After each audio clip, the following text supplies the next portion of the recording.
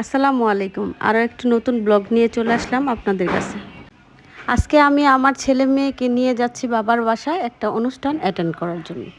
ওইখান থেকে আমি চলে যাব আবার নারায়ণগঞ্জ আমার বড় বাবিকে দেখার জন্য হসপিটালে। এটা আমার বাগনির বাসায়, আমাদের দাওয়াতটা এখানেই ছিল।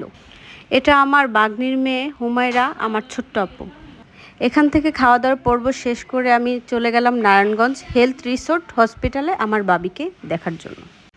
নারায়ণগঞ্জ কোনো হসপিটালে আমাদের সচরাচর আসা হয় না, আমরা সবসময় ঢাকার দিকেই যাই।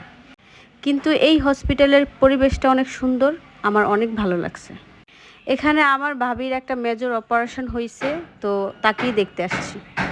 এছাড়া আমার সাথে আরও অনেকেই ছিল হসপিটালে।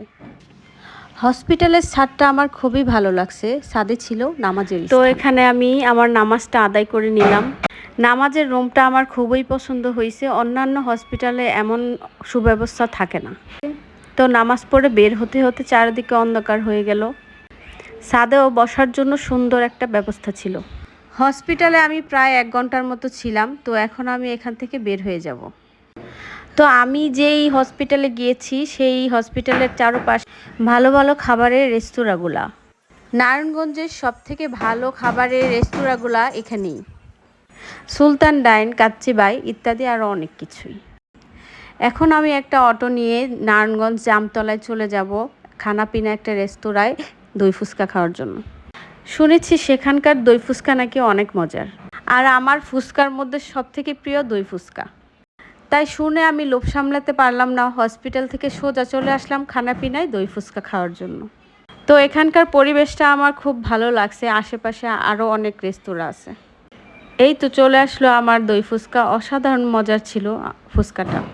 এখানে দুইভাবেই সাজিয়ে দিয়েছে, একটা নর্মাল ফুচকা আর একটা দই ফুচকা, দোনোটাই আমার কাছে ভালো লাগছে।